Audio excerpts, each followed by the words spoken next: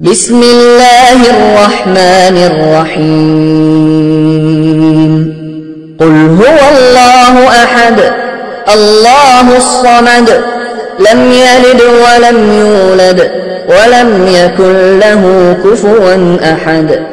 آپ نے ابھی تک ہمارا چینل سبسکرائب نہیں کیا تو اسے سبسکرائب کر لیجئے اور بیل کے آئیکن کو پریس کیجئے تاکہ ہر آنے والی نئی ویڈیو کا نوٹیفیکیشن آپ کو مل سکے۔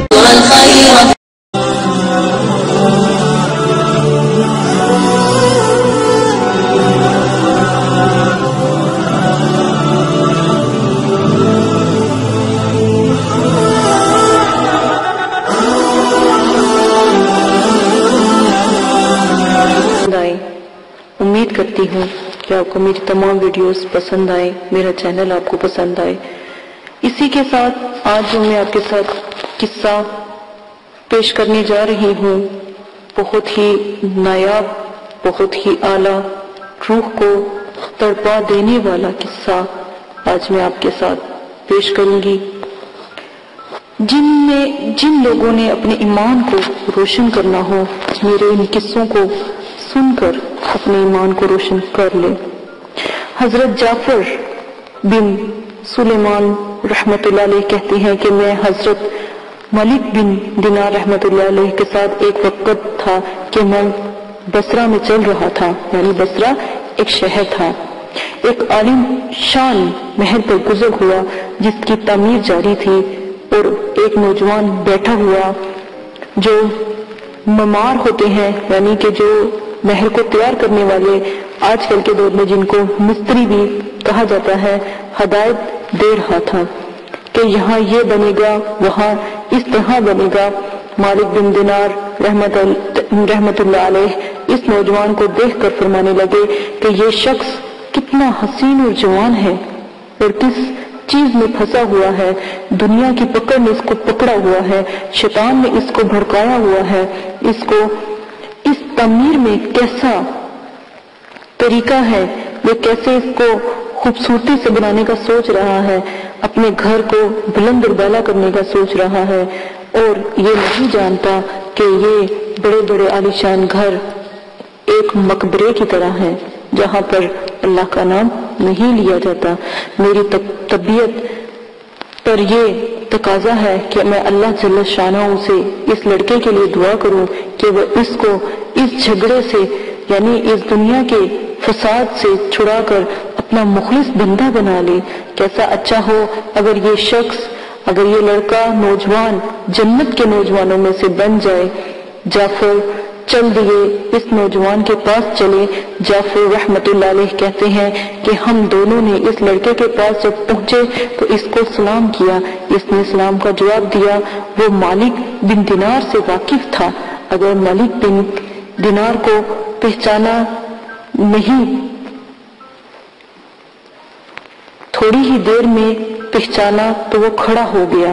پہلے اس نے ان کو پہچانا نہیں، پھر تھوڑی دیر میں پہچان گیا تو کھڑا ہو گیا اور کہنے لگا کہ آپ کیسے تشریف لائے، آپ نے کیسے تشریف آوری کی؟ مالک بن دینار رحمت اللہ علیہ فرماتے ہیں کہ تم نے اپنے اس مکان پر کس قدر پیسہ لگایا اور اب کس قدر پیسہ لگانے کا ارادہ کرتے ہو؟ اس نے کہا 1,00,000 درم۔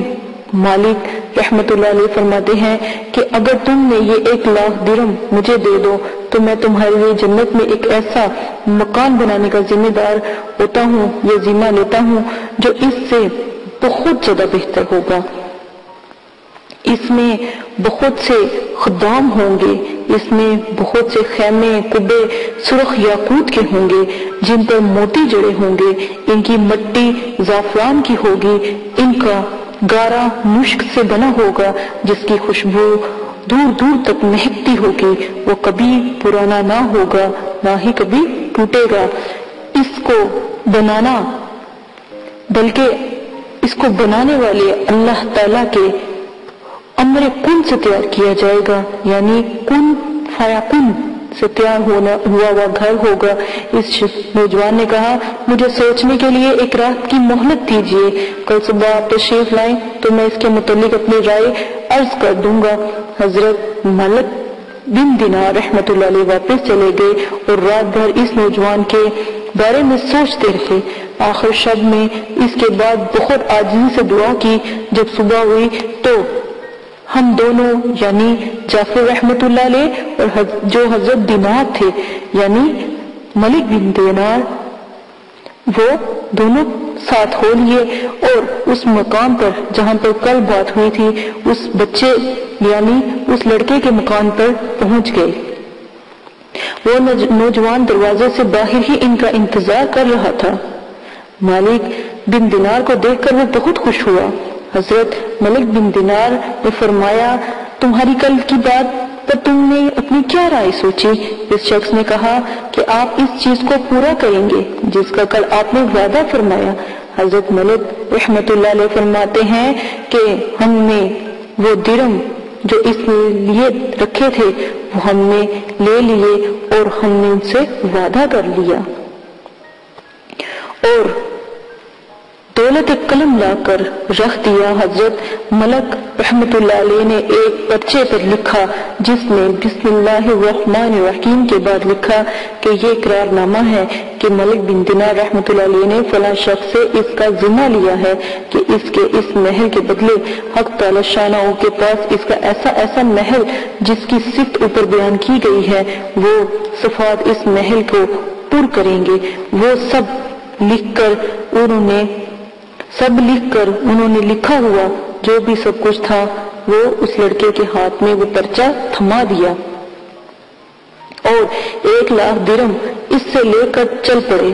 جعفر رحمت اللہ علیہ کہتے ہیں کہ شام کو حضرت مالک رحمت اللہ علیہ کے پاس اس دیناروں میں سے ایک اتنا بھی دینار نہیں بچا کہ ایک وقت کا کھانا کھا سکیں. سب صدقہ و خیرات کر دیا. اس واقعے کو 40 دن بھی نہ گزرے تھے کہ ایک دن حضرت ملک رحمت اللہ علیہ جب صبح کی نماز سے فارغ ہوئے تو مسجد کے جو جسے جیسے کہہ لیں آپ مسجد کے صحن کو کہہ لیں، ٹھیک ہے، مسجد کے صحن پہ ایک پرچہ پڑا ہوا دکھا.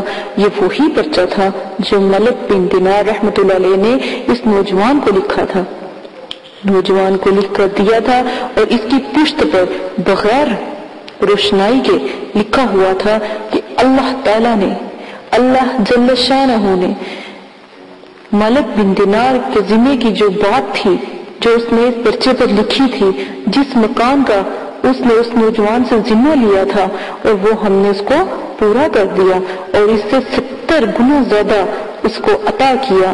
حضرت ملک بن دینار اس پرچے کو پڑھ کر حیران رہ گئے اور متحرک ہوئے اور اس کے بعد وہ حضرت جعفر رحمت اللہ علیہ اور حضرت ملک بن دینار رحمت اللہ علیہ دونوں اس نوجوان کے گھر پر گئے تو وہاں مکان پر ایک سیاہی کا نشان تھا جو سوگ کی علامت کے طور پر لگایا جاتا تھا اور رونے کی آوازیں آ رہی تھی. ہم نے پوچھا تو معلوم ہوا کہ اس شخص کا کل گزشتہ انتقال ہو گیا.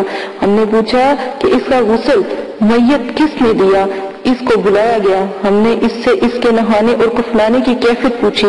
اس نے کہا اس نوجوان نے اپنے مرنے سے پہلے مجھے ایک پرچہ دیا تھا اور یہ کہا کہ جب تو مجھے نہلا کر کفن پہنائے تو یہ پرچہ اس میں ساتھ رکھ دینا.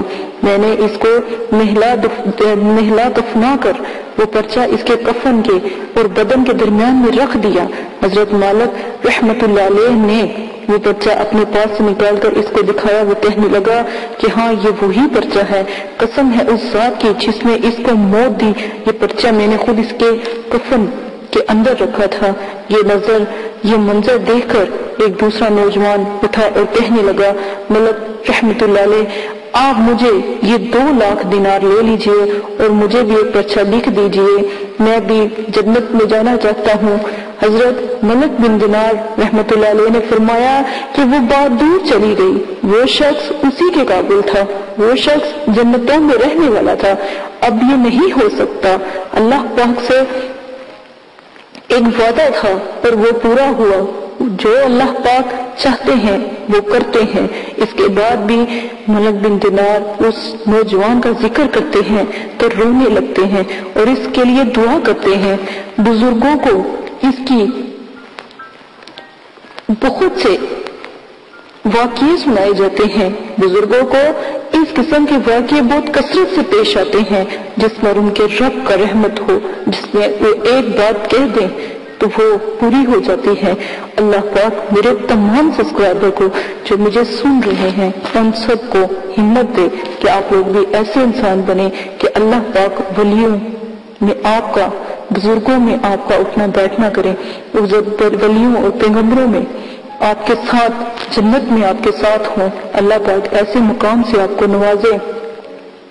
حضور اقدس صلی اللہ علیہ وآلہ وسلم کے پاک ارشاد میں ان الفاظوں سے نقل کیا گیا ہے کہ بہت سے بکھرے ہوئے بالوں والے اور غبار آلودہ لوگ جن کو لوگ اپنے دروازوں سے ہٹا دیتے ہیں، یعنی فقیر، اور ان کی پرواہ بھی نہیں کرتے، ایسے ہیں کہ اللہ جل شانہ پر کسی بات کی قسم کھا لے تو وہ ان کی بات کو پورا کرتے ہیں۔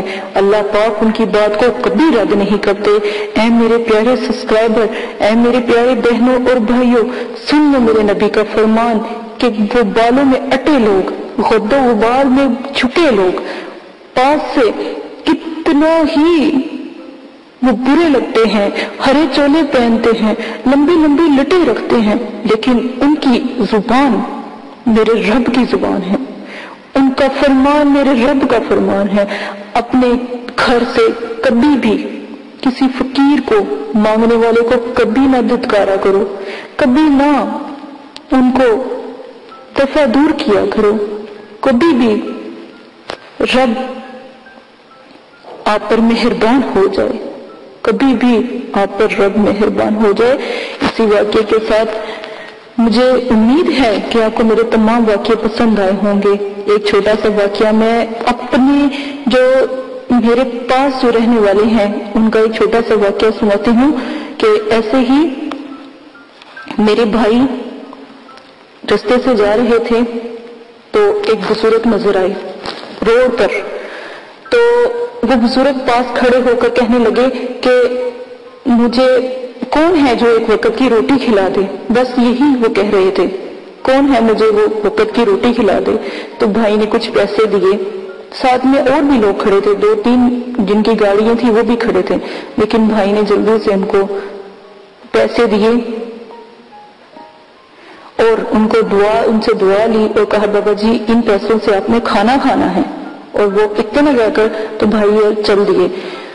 تو آگے تھوڑا سا آگے جاتے ہی ان کا ایکسیڈنٹ ہو گیا، بھائی کا ایکسیڈنٹ ہو گیا، اور آپ یقین کریں گاڑی بالکل روڈ کے اوپر الٹ گئی، اور لوگ اتنے حیران ہوئے کہ ان 2 لوگ تھے اور انہوں نے شیشہ توڑ کے، بھائی نے اور ان کے جو ساتھ جو قاری صاحب تھے انہوں نے شیشہ توڑ کے وہ باہر جب نکلے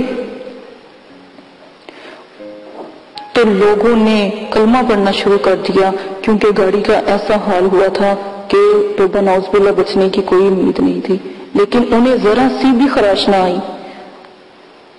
پھر لوگوں نے جلدی سے ان کو تھوڑی بہت چوٹیں، جیسے بازو پہ چوٹ لگی اور تھوڑا بہت خون نکلا ناک وغیرہ سے، لیکن یہ تھا کہ اللہ کا شکر ہے وہ خود چل کر ہاسپٹل گئے، لوگوں نے جلدی سے ان کو ہاسپٹل پہنچایا، وہاں جا کے پٹی کر کے وہ گھر آرام سے پہنچ گئے، خود چل کر گھر آ گئے، اور گھر آ کر پھر ہمیں پتہ لگا کہ ان کا ایکسیڈنٹ ہوا تھا۔ لیکن دیکھیں اللہ پاک ایسے ایسے موت سے بھی کرتا ہے، کبھی کسی کو نہ دھتکارو، جو رب کی ذات ہے وہ بہت بلند ذات ہے، کبھی نہ کبھی کوئی ایسی دعا، میں لائیو دعا آپ لوگوں کے لیے اس لیے شروع سے بھی اور آخر میں مانگتی ہوں کہ آپ لوگوں کو اس دعا کی ضرورت ہوتی ہے۔ اسی کے ساتھ اجازت چاہتی ہوں، اپنا بہت زیادہ خیال رکھیے گا، دعا میں یاد رکھیے گا، لائک کریں، شیئر کریں، کمنٹس کریں۔